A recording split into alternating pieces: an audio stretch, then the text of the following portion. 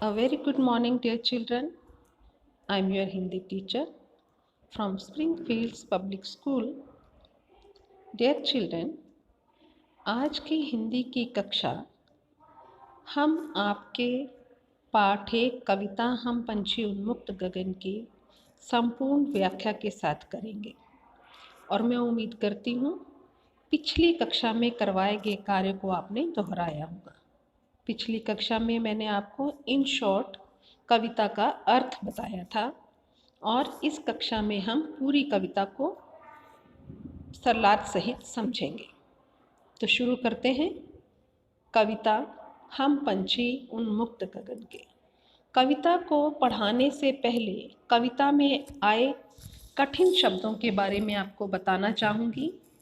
जितने भी कविता में कठिन शब्द हैं मैं आपको उनको बोलकर उनके अर्थ बता रही हूँ और आपको PDF फाइल के थ्रू वो शब्द लिखे हुए टाइप किए हुए भी सेंड करूँगी। आप उनको तरीके से ध्यान से बिना किसी गलती के अपनी पुस्तक कॉपी में उतारेंगे और उनके अर्थ लिखेंगे और नेक्स्ट पेज पर उन शब्दों से वाक्य भी बनाएंगे।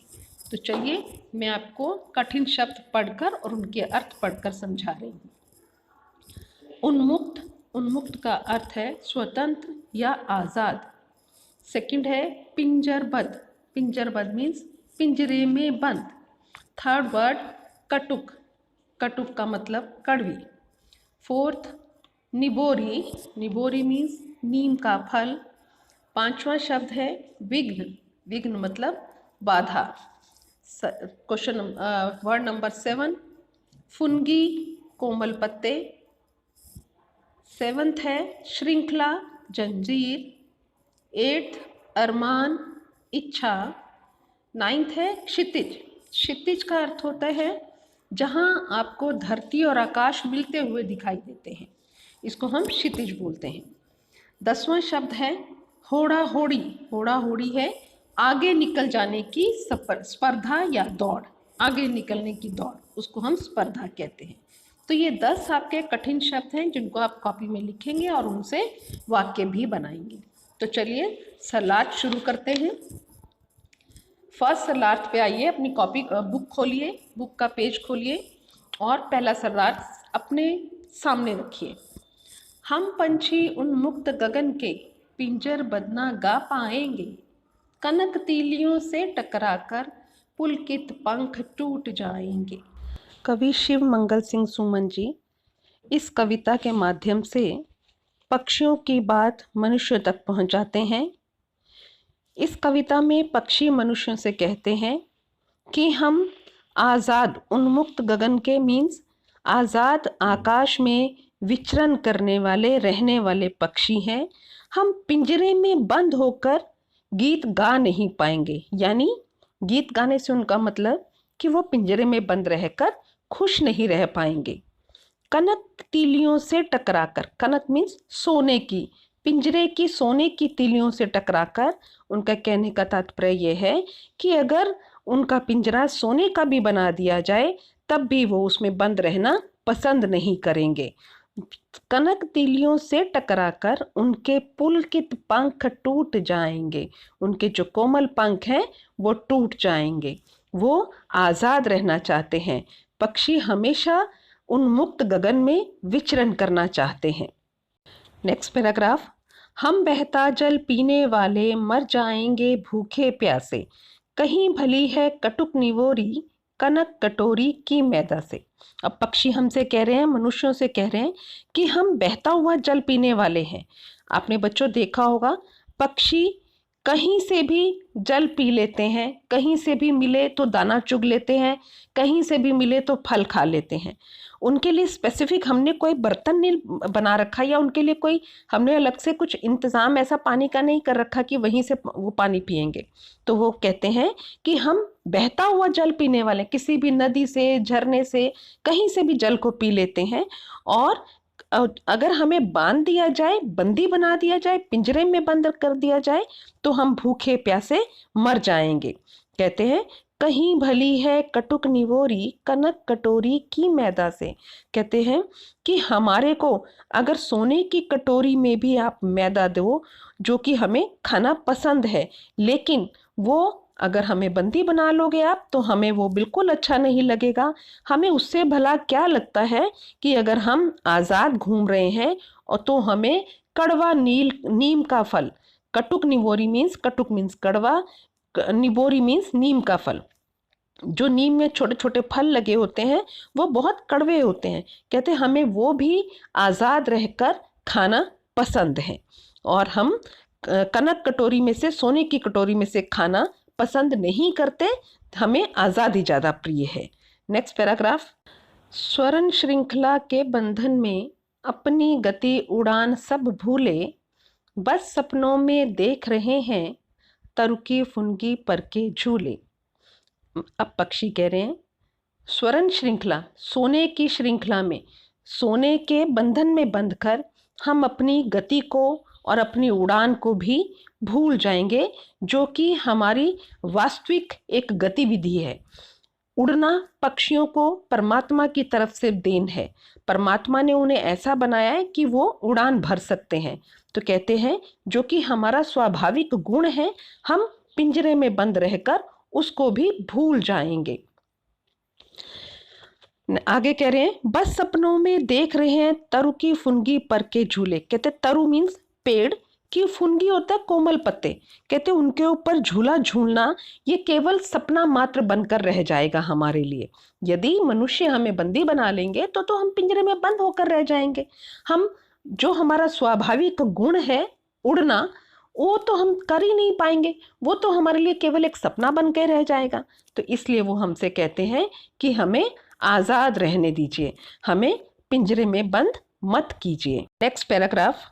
ऐसे थे अरमान के उड़ते नीले नभ की सीमा पाने, लाल किरण से चोंच खोल चुगते तारक अनार के दाने। पक्षी हमसे कहते हैं कि हमारे ऐसे अरमान थे कि हम नीले आकाश की दूर सीमा तक उड़े। हर पक्षी की ये इच्छा होती है कि वो आसमान में दूर उड़ारी भरे, वो उतना दूर उड़े जितनी तक वो उड़ना चाहता है। लाल किरण से चोंच खोल चुगते तारक अनार के दाने। वो बोलते हैं हम अपनी जो चोंच को खोलकर लाल तारे रूपी अनार के दानों को चुग लें, ऐसी हमारी इच्छा थी। वो ऐसा अनुमान करते हैं कि वो दूर आसमान तक उड़े और अनार के जो तारे रूपी अनार के दाने हैं उनको चुग लें, यानी वो दूर लंबी उड़ारी भरना चाहते हैं। उनका ऐसा अरमान, उनकी ऐसी इच्छा रहती है कि वो खुले आकाश में दूर तक उड़े। Come to next page, page number 2। होती सीमाहीन क्षितिज से इन पंखों की होड़ा होड़ी, या तो क्षितिज मिलन बन जाता या तंती सांसों की डोरी।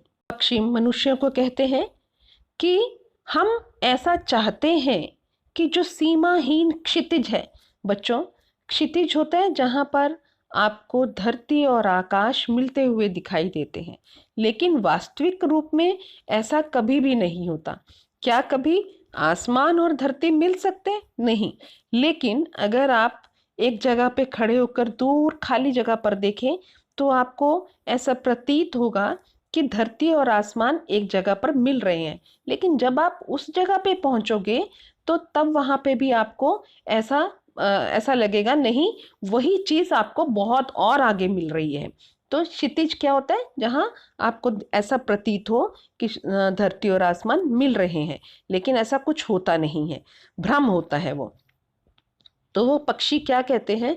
पक्षी कहते हैं हमारी ऐसी इच्छा थी कि जो सीमाहीन क्षितिज है, क्षितिज की कोई सीमा ही नहीं है, उस सीमाहीन क्षितिज को पाने के लिए हम पक्षियों के दोनों पंखों में होड़ा होड़ी, पंखों में स्पर्धा लग जाती, दौड़ लग जाती कि कौन पहले निकलेगा आगे। तो कहते हम ऐसी दौड़ लगाना चाहते थे, हमारे दोनों पंखों में होड़ा होड़ी लग जाती उस सीमाहीन क्षितिज को पाने की। कहते इससे क्या होता, या तो क्षितिज मिलन बन जाता या तंती सांसों की डोरी। पक्षी कह रहे हैं या तो हम उस क्षितिज को मिल जाते, वो उस क्षितिज से हमारा मिलन हो जाता, और अगर ऐसा पॉसिबल नहीं होता तो हमारे सांसों की डोरी तन जाते यानी हम मर जाते।